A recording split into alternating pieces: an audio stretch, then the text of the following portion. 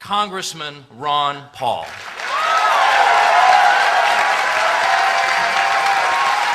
Thank you. Thank you very much.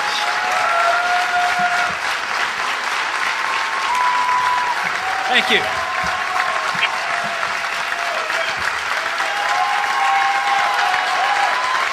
Thank you, thank you.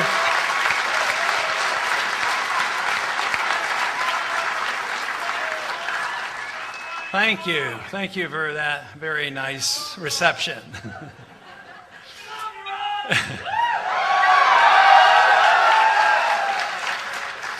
I don't know, is there a whole lot to say after you listen to the judge? Isn't he great?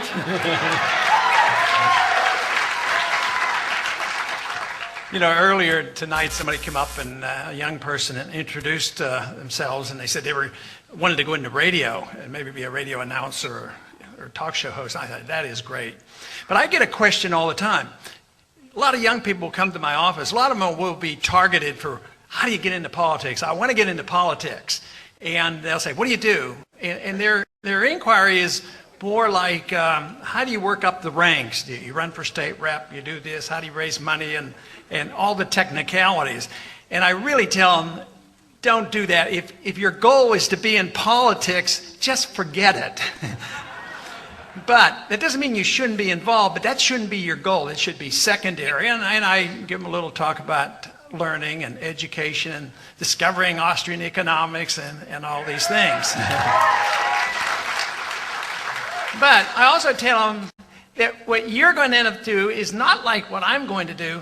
Just think of the diversity of the things that have. I mean, being on the television and having a radio talk show, you can reach a lot of people. You can have a bully pulpit.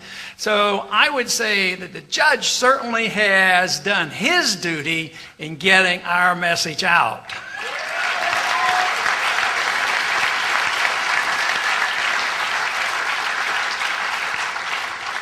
And there's no way to know what your job is going to be, but I really believe strongly in understanding the issues.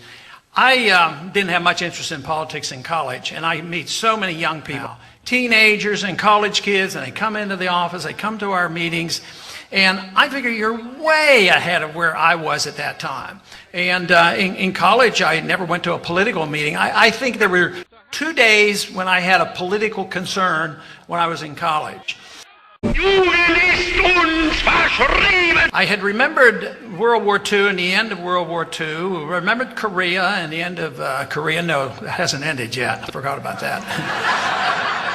But it was in 1956, and maybe some of you know exactly what the political event of 1956, and it had to do with the Suez Canal. Led by General Moshe Dayan, the Israelis strike, they say, to end once and for all bloody border raids by Egyptian suicide commando. They're taking over the Suez Canal, and the British and the French went in there, and they were not going to give up the Suez Canal to the Egyptians. And it wasn't going well, so they went to Eisenhower and said, come in here and rescue us. And when that announcement was made, that's when my ears perked up, because I knew there was a draft in World War II, and I knew there was a draft in Korea. I said, I'm going to get drafted, you know, and called into this. Fortunately, Eisenhower said, no way, I won't have anything to do with it. But my concerns were justified about being drafted a few years later. It wasn't that many years later, by 1962, in the Cuban crisis, the missile crisis. That is when they drafted me. I finished my medical school, and I was a medical resident up at the Henry Ford Hospital in Detroit, and got my draft noticed. And when I talked to my veteran friends at home, you know, of course, you know, I'm a veteran, you know, and then they identify, and politically that isn't harmful. But then I tell them that I was a volunteer. Oh, you actually volunteered to go in? And I said, yeah, but let me qualify that, because I got this draft notice, and it said, you're drafted as a buck private in the U.S. Army. Unless you want to volunteer, then you can be a captain and be a doctor and practice medicine. So I said, I volunteered. today now, I'm not so sure that was the wisest choice in the world. There are some others that have stood up to, participating, but that's a different matter, and that has to do with disobedience.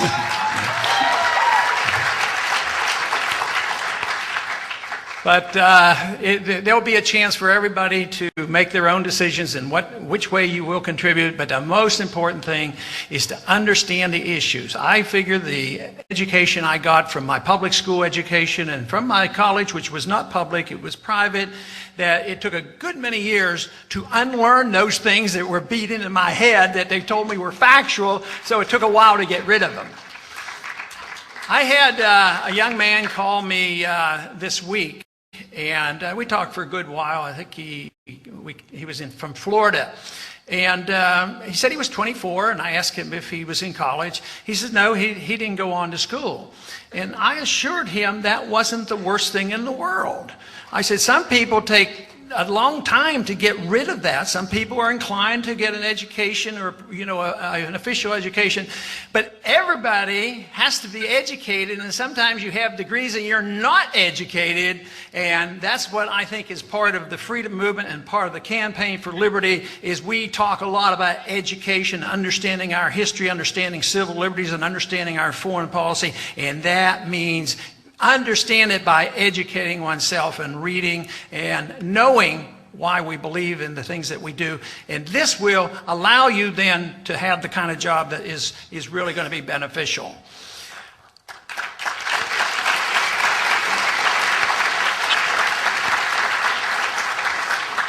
This week we weren't scheduled to be in Washington. This was the week that we were supposed to be in our district doing our district work.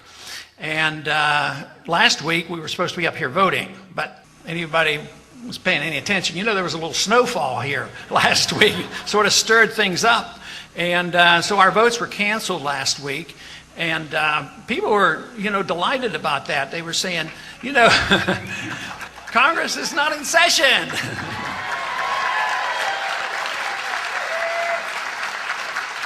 And you know the old story that you're safe as long as the legislature's not in session. But the whole thing is I don't believe that anymore. I think government is on autopilot, and no matter where we are, Congress is in many ways irrelevant because they have given up all their prerogatives. The Congress is supposed to be the most important body of the government, and now it's the least important. The judicial system writes the laws and throws out laws, and they do the legislation. Think of the executive branch of what they do. They have all these agencies writing the regulations. They litigate and punish, and the whole works. And it just continues no matter what, whether we're in session or not. Which means that if we are ever to get the control of this system back again, it has to be getting control of the Congress, because at least you get a crack at the members of the House every 2 years. And fortunately, we might see some turnovers this year.